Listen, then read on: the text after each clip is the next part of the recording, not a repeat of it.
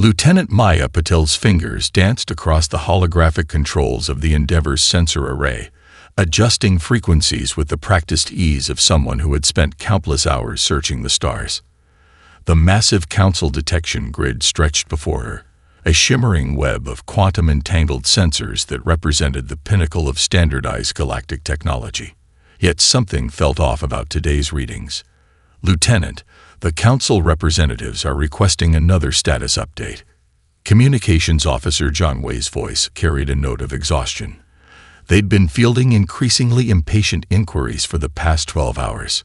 "Tell them what I told them last time," Maya replied, her eyes never leaving the stream of data. "The anomaly is real, and no, I can't explain it using standard Council protocols." The Endeavor hung at the edge of mapped space, its sleek hull reflecting distant starlight. As humanity's newest deep space vessel, it represented everything the Council had tried to teach their newest members. Every system, every component followed the careful guidelines developed over millennia of galactic cooperation. Almost every component, Maya corrected herself, glancing at the small medallion she wore. A family heirloom containing a chip from humanity's first quantum computer. The anomaly pulsed again, stronger this time. Maya leaned forward, her heart racing as patterns emerged in the chaos. "Captain Rice, I need you on the bridge." Captain Alina Rice arrived moments later, her uniform pristine despite the late hour. "Show me." Maya projected the readings onto the main view screen, highlighting the impossible frequencies. "It's not random noise. There's structure here, mathematics that don't match anything in the Council database. But look at these patterns.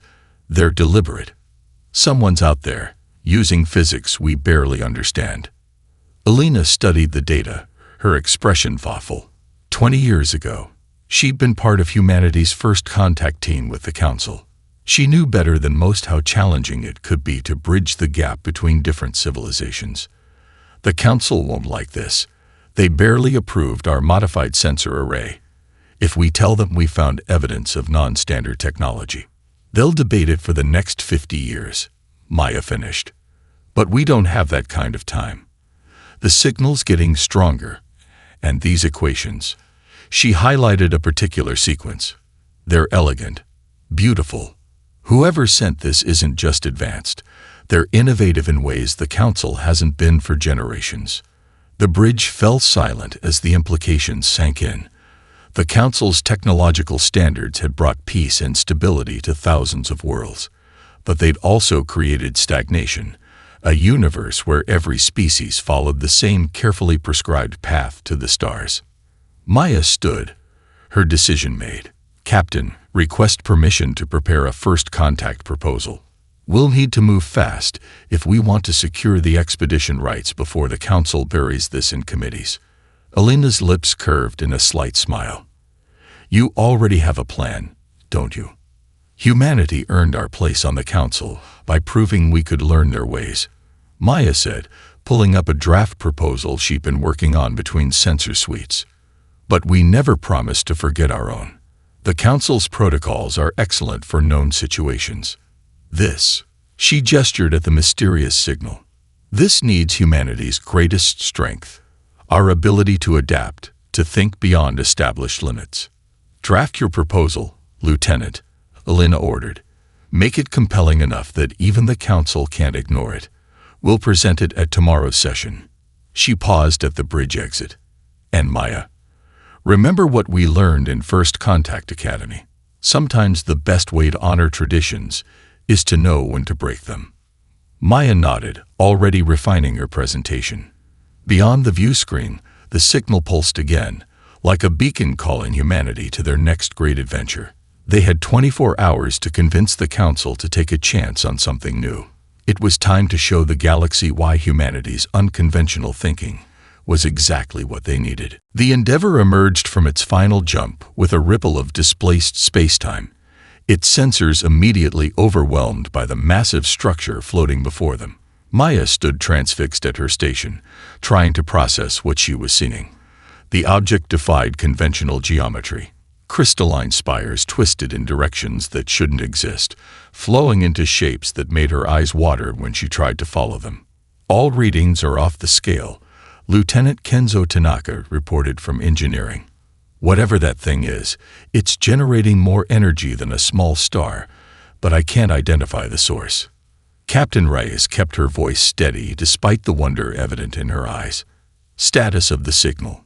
Stronger than ever, Maya confirmed, adjusting her instruments. And now I'm detecting something else, some kind of scanning beam. It's passing straight through our shields as if they weren't there. The massive structure suddenly blazed with light, patterns of energy racing along its impossible surfaces. A voice filled the bridge, not through the comm systems, but directly in their minds. Your adaptation of Council technology is interesting, crude, but innovative. Perhaps there is hope for this region of space after all. The crew tensed, but Maya felt only excitement. This was why she joined the Exploration Corps, to find something truly new. I am Lieutenant Maya Patul of the Earth ship Endeavor. We received your signal and came to establish contact.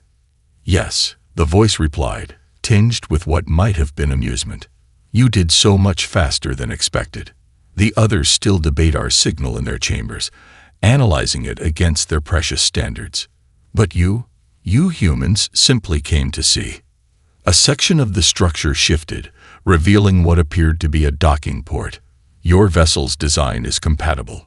Join us inside, if you dare to step beyond the Council's carefully prescribed paths. Captain Rice didn't hesitate. Helm, take us in. Maya, you'll lead the contact team. The docking procedure was surprisingly smooth, despite the alien nature of the structure. Maya led her team through the airlock, accompanied by Kenzo and cultural specialist Julian Martinez. The interior was even stranger than the exterior. Corridors that seemed to fold back on themselves, rooms that were larger inside than outside. They found their hosts in what appeared to be an observation chamber. The Meridians were tall, crystalline beings that shifted between solid and energy states as they moved. One stepped forward, its form stabilizing into a roughly humanoid shape. I am First Observer Lyra, it announced. We have watched this region of space for millennia, waiting for a species that might break free from the Council's stagnation. Your rapid advancement from planetary civilization to spacefaring race caught our attention. You achieved in centuries what others took millennia to accomplish.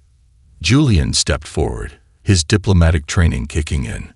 The Council's standards helped us avoid many potential mistakes. Yet you never fully embraced their limitations, Lyra noted. Your modified sensors, your hybrid drive systems, you took their teachings and made them your own. That is what we have sought, a species that can bridge the gap between the old and the new. Maya studied the streaming data on her tablet. Your technology. It's not just advanced, it operates on completely different principles. The mathematics alone. Yes, Lyra's form sparkled with what might have been pride. We have mastered aspects of reality your Council refuses to explore, but we face our own limitations, our own blind spots. Perhaps together we might achieve something greater than either of our civilizations could alone. The implications were staggering. Maya thought of the Council's reaction when they learned of this encounter, their fear of the unknown, their resistance to change. But she also thought of humanity's history, of countless moments when reaching out to the unknown had led to revolutionary breakthroughs. What exactly are you proposing? She asked. Lyra's form shifted, projecting images of strange devices and impossible equations. We offer you a challenge, humans of Earth. Show us what you can create when freed from the Council's constraints. Help us remember what it means to innovate rather than simply preserve. The galaxy stands at a crossroads, and you may be exactly what both we and the Council need to find the path forward. Engineer Isabella Rodriguez sat cross-legged on the floor of her workshop aboard the Endeavor, surrounded by holographic projections of Council technology schematics. 3 days had passed since the Meridians issued their challenge, and she hadn't slept for most of them. The empty coffee cups scattered around her workspace testified to her dedication. You're going about this the wrong way, she muttered to herself, dismissing another failed simulation with a wave of her hand. The Council representatives had spent hours explaining why combining their standardized systems with primitive Earth technology was impossible. Their certainty only made Isabella more determined to prove them wrong. She pulled up an old Earth database, searching through centuries of human innovation. Her fingers traced the outline of an ancient magnetic containment system. It was crude by Council standards, but something about its simplicity called to her. "Computer, display meridian energy pattern Alpha 7 again," she commanded. The strange, flowing equations filled the air around her. They reminded her of something, a half-forgotten physics lecture from her university days. Maya's voice came through the comm. "Isabella, the Council delegation is requesting another progress update." "Tell them I'm busy breaking physics," Isabella replied, her eyes fixed on a new pattern emerging from the chaos. "Wait, Maya, get down here. I think I found something." Minutes later, Maya and Kenzo joined her in the workshop. Isabella could barely contain her excitement as she pulled up multiple displays. "Look at this," she pointed to the ancient Earth design. "We used magnetic fields to contain plasma for our first fusion attempts. The Council dismissed it as primitive because their antimatter containment systems are more efficient. But look at the field geometry." She overlaid the meridian energy pattern. "They're not identical, but they rhyme." Understanding dawned in Kenzo's eyes. The Council systems use quantum fields to contain antimatter. If we applied the magnetic containment principles to strengthen the quantum boundary. Exactly. Isabella brought up a new simulation. The Meridians don't use either technology. They manipulate space itself. But if we layer all three approaches, her fingers flew over the controls, combining elements from each civilization's science. The hologram shifted, showing a new type of containment system. Energy flowed through magnetic fields that shaped quantum boundaries, all contained within a carefully warped pocket of space-time. "It's beautiful," Maya whispered. "But will it work?" Isabella grinned. "Only one way to find out. I've already built a small prototype." The test chamber hummed to life. Inside, a tiny amount of antimatter danced within the hybrid containment field. According to Council standards, the system shouldn't work at all. According to Meridian physics, it was inelegant. But as the power readings climbed, Isabella saw something extraordinary. "The efficiency rating is off the charts," Kenzo reported, checking multiple sensors. "The energy output is nearly double what a standard Council system produces, but it's using only a third of the power." Maya was already composing a message to the Meridian structure. "How soon can you scale it up?" "Give me 12 hours, Isabella said, already reaching for another coffee. "But first, I want to show this to First Observer Lyra. I think the Meridians missed something important about primitive technology." The Meridian's crystalline form shimmered with interest as Isabella presented her findings. "Fascinating. We assumed the Council's quantum approach was superior to magnetic containment. We never considered combining them." "That's humanity's gift," Isabella explained, adjusting the prototype's output. "We don't see limitations. We see opportunities to combine different ideas in new ways. Sometimes the best solution isn't the most advanced one. It's the one that takes the best from every approach." Lyra's form pulsed with what might have been approval. "Perhaps this is why we were drawn to your species. You don't simply adopt new ideas. You transform them, finding connections others missed." "Continue, Engineer Rodriguez.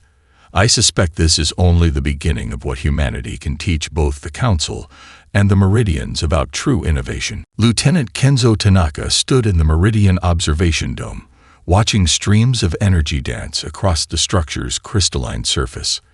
After Isabella's breakthrough with the containment system, the Meridians had opened more of their facility to the human team. What he saw both thrilled and troubled him. "Your shields are failing," he said, pointing to a fluctuating section of the energy field. First Observer Lyra's form shimmered with what he'd learned to recognize as concern. "Yes, the space beyond Council territory is more volatile than we anticipated. Traditional defenses prove inadequate against certain, Phenomena we've encountered. Kenzo pulled up the sensor readings on his tablet. The Meridian's advanced technology struggled with something that reminded him of an old problem from Earth's history. This energy signature. It's similar to what our early fusion reactors faced with plasma containment. Maya joined them, fresh from another tense communication with the Council. They're still demanding we stop all unauthorized experiments. Some representatives are calling for sanctions against Earth for breaking technological protocols. They fear what they don't understand. Kenzo replied, his mind racing through possibilities. Lyra, may I access your historical records about shield failures? The Meridian gestured, and streams of data filled the air around them. Kenzo's eyes widened as he spotted a pattern. Look at this. Every failure occurs when space-time distortions hit the shields at specific frequencies. It's just like what happened with Earth's old tokamak reactors. He brought up ancient schematics from Earth's fusion research. We solved it by creating layered magnetic fields that could flex and redirect plasma instead of just containing it. Isabella's containment breakthrough got me thinking, what if we applied the same principle to your shields? Impossible. One of the Council observers interrupted, entering the dome. Shields must maintain rigid quantum boundaries to remain stable. This is basic physics, Lieutenant. Even the Meridians accept this. Kenzo smiled politely. Respectfully, that's only true if you think of shields as walls. But what if we think of them as something more dynamic? Maya, remember that martial art you practice? The one that uses an opponent's energy against them. Aikido. She nodded, beginning to understand. You're suggesting we make the shields adaptive rather than just defensive. Exactly.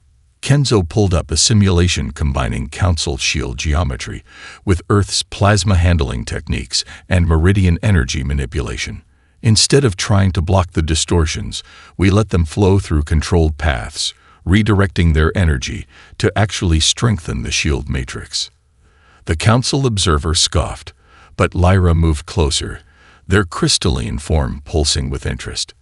The mathematics are unorthodox, but there is elegance in the concept. Show me more. Hours later, the test chamber hummed with power as Kenzo initiated the first trial.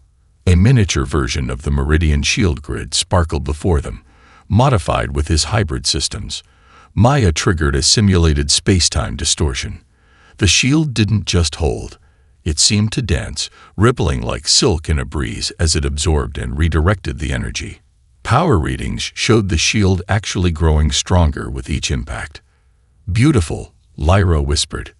We never considered such an approach because we believed shields must always be unyielding. Yet in flexibility, you found greater strength.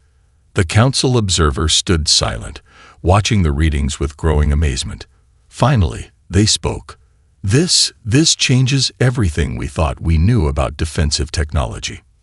That's the point, Kenzo said quietly. Sometimes the best way forward isn't to break through walls, but to learn how they can bend. Humanity had to learn that lesson through centuries of trial and error. We're not trying to replace Council or Meridian technology. We're showing how different approaches can work together. Maya was already documenting the test results. The Council needs to see this, not just the technical data, but what it represents. Every civilization has something to teach, something to learn. Looking down on primitive technology nearly cost us solutions we desperately need. Lyra's form stabilized into its most human-like configuration, a sign of deep respect. Perhaps that is why the universe guided us to find you. You humans don't just build bridges between stars. You build them between ideas. The emergency alert pierced through the Endeavor's command center at the same moment Maya's sensors lit up with warnings. A massive solar storm was building in the Centauri sector, far larger than anything the Council had encountered in recorded history.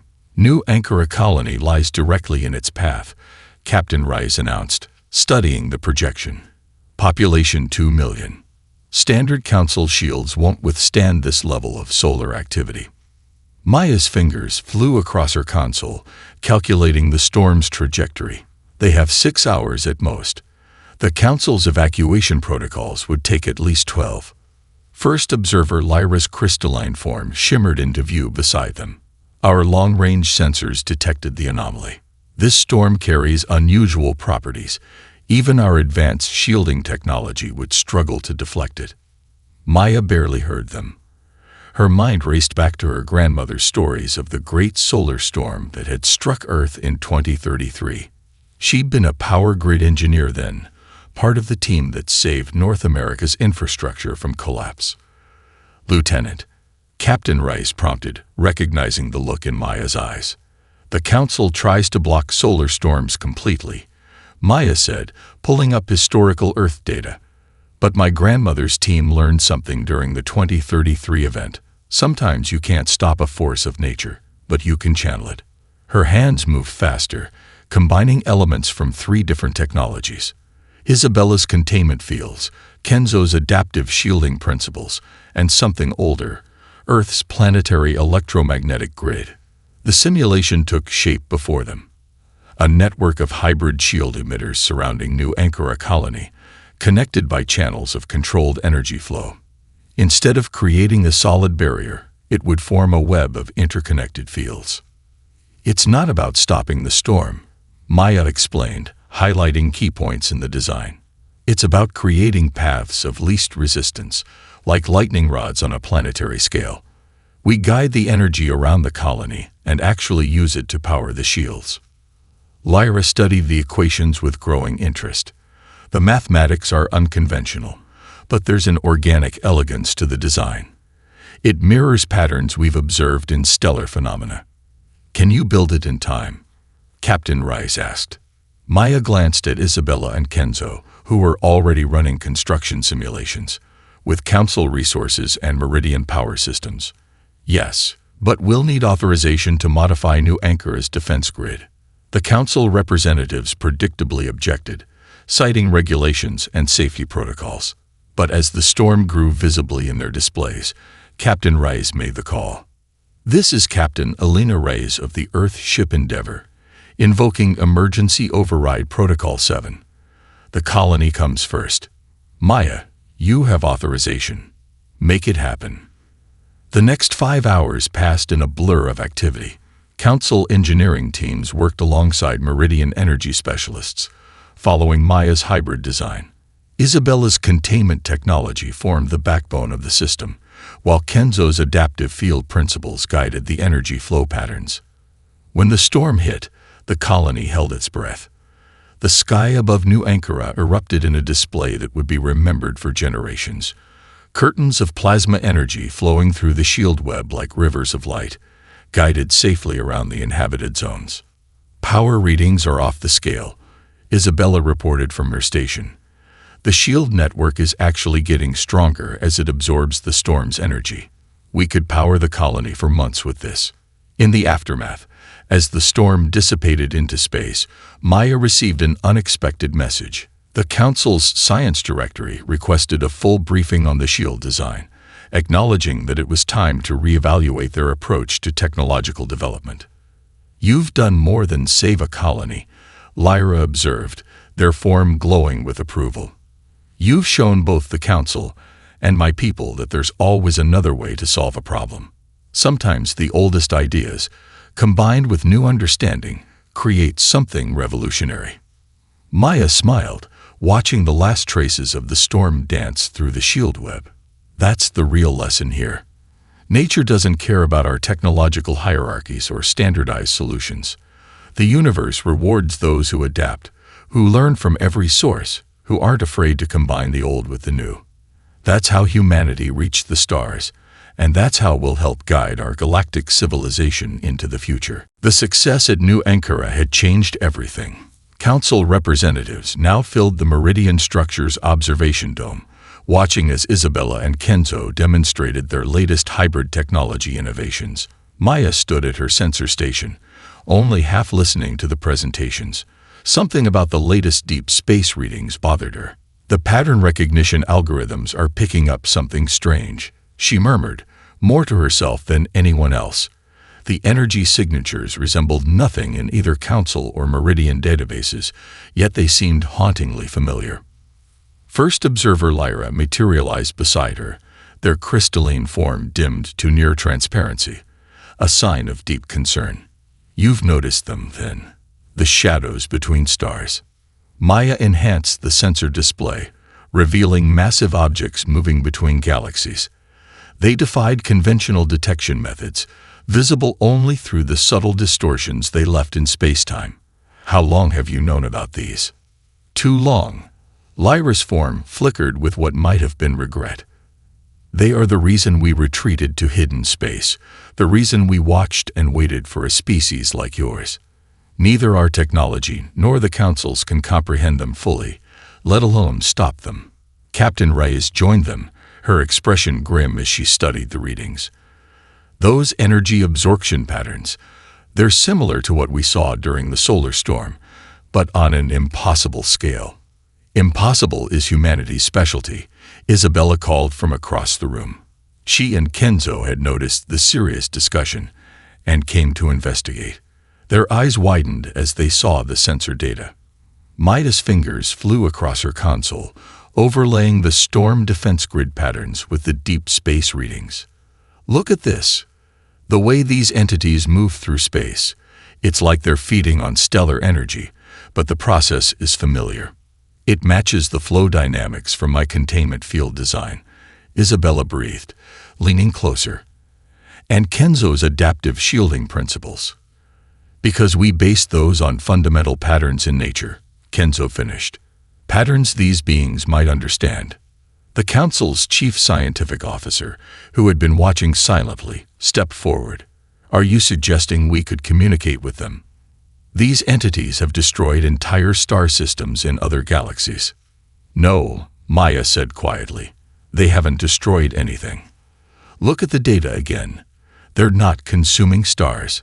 They're harvesting excess energy, preventing stellar instabilities, like our shield web did with the solar storm, but on a galactic scale.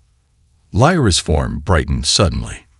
Of course, we assumed they were a threat because we couldn't understand their technology. Just as the Council once dismissed human innovations as primitive, the implications stunned the room into silence. Humanity hadn't just bridged the gap between Council and Meridian technology. They might have accidentally discovered the key to communicating with beings that engineered stellar systems. We'll need to modify the quantum communication arrays, Isabella said, already pulling up schematics. Combine them with the containment field harmonics, and adapt the shield web's energy flow patterns into a signal they might recognize, Kenzo added, his hands moving to help with the calculations. Captain Rice turned to the Council representatives. I know this goes against every protocol you have, but these entities are headed toward Council space. We can either hide and hope they pass us by, or we can reach out. The chief scientific officer finished. Take the same leap of faith we took with humanity. They paused, then straightened formally. You have the Council's authorization to proceed. Show us once again what becomes possible when we set aside our preconceptions. Maya looked up at the sensor displays, watching the mysterious entities move between the stars.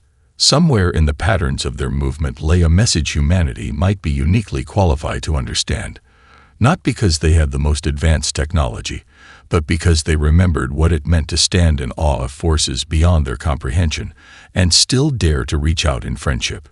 Well, she said, allowing herself a small smile, I guess it's time to teach the Council one more lesson about thinking outside their carefully constructed box. Isabella stood in the heart of the Meridian structure's power core, surrounded by swirling streams of energy that defied conventional physics. The combined might of 3 civilizations hummed around her. Council quantum matrices, Meridian spacetime manipulators, and humanity's hybrid innovations all working in concert. Final checks complete. Kenzo reported from his station. The modified containment fields are stable. Ready to begin transmission whenever you give the word. Maida's voice came through the comm system, tense but confident. Deep space sensors are aligned. The entities will be within range in 3 minutes. The stakes couldn't be higher. If their theory was wrong, if these cosmic beings interpreted their signal as hostile, they had no way to defend against them. The Council's emergency evacuation ship stood ready, though everyone knew they'd never be fast enough to outrun beings that surfed between stars. "You know," Isabella said, making final adjustments to the power flow, "my grandmother used to tell me stories about the first radio astronomers. They pointed giant dishes at the sky, hoping to hear voices in the static. Everyone thought they were crazy." Captain Rice smiled. "And now here we are, using stellar energy patterns to talk to beings that shepherd stars. Your grandmother would be proud." First observer Lyra's form shimmered with anticipation. The entities are approaching the outer marker, beginning power transfer to the transmission array. Isabella took a deep breath and initiated the sequence they'd spent weeks designing. The containment field hummed, creating a perfect fusion of Council precision and Earth's adaptability. Kenzo's modified shield harmonics guided the energy flow into patterns that mimicked the entity's own movement through space. Transmission commencing in 3, 2, 1. The structure shuddered as vast amounts of power flowed through systems never designed to work together. Warning lights flashed across every console as they pushed the hybrid technology to its limits. "Field stability at 80%, Kenzo called out. 75%. Wait." His eyes widened. "Something's responding." The sensors lit up with new readings as one of the cosmic entities changed course, moving closer to their position. The very fabric of space seemed to ripple around it. "They're receiving our transmission," Maya reported, excitement breaking through her professional tone. "The pattern matching it's beautiful. They're not just copying our signal. They're expanding on it, adding layers of complexity we never imagined."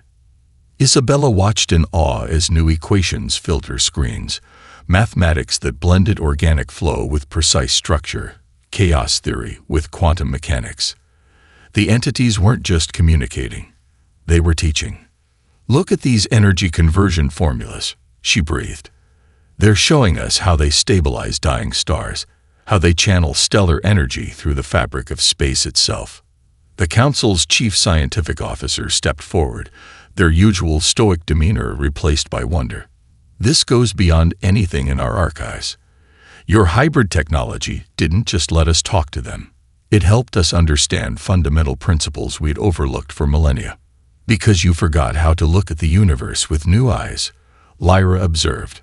"You forgot that sometimes the simplest solutions contain profound truths."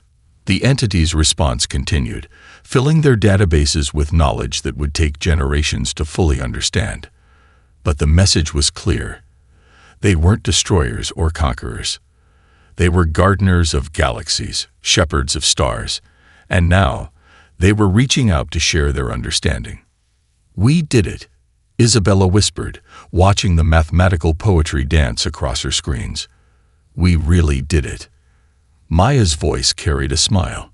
"Did you doubt we would?" "No," Isabella replied, thinking of all the barriers they'd broken, all the impossible things they'd achieved by simply refusing to accept limitations. "That's humanity's gift to the galaxy, isn't it? We never stopped believing in possibilities."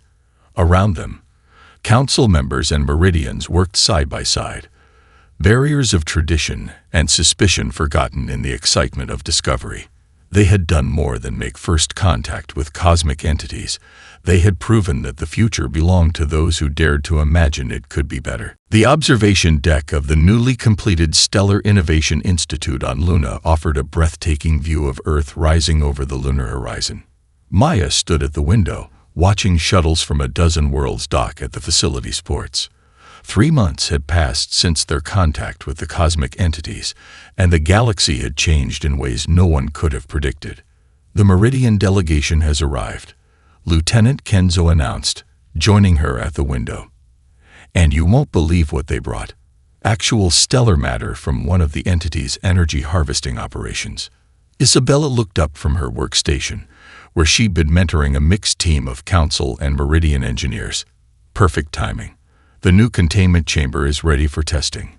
We've incorporated some of those fascinating principles from the entity's stellar stabilization techniques."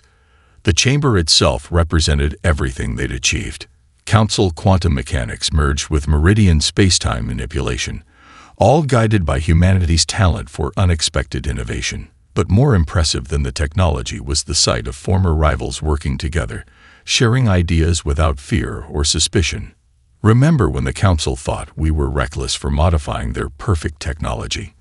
Maya asked, smiling at the memory. Now look at them. Through another window, they could see Council representatives excitedly discussing new theories with their Meridian counterparts. The entity's gift of knowledge had shattered old paradigms, showing them all how much more they had to learn. Captain Rice entered, accompanied by First Observer Lyra and the Council's chief scientific officer. The final vote was unanimous, she announced. The Stellar Innovation Institute is officially recognized as the galaxy's premier center for collaborative research. And more importantly, Lyra added, their crystalline form bright with enthusiasm. The entities have agreed to establish regular communication. They're fascinated by our different approaches to understanding the universe. Apparently, watching three civilizations learn to work together was exactly what they were hoping to see.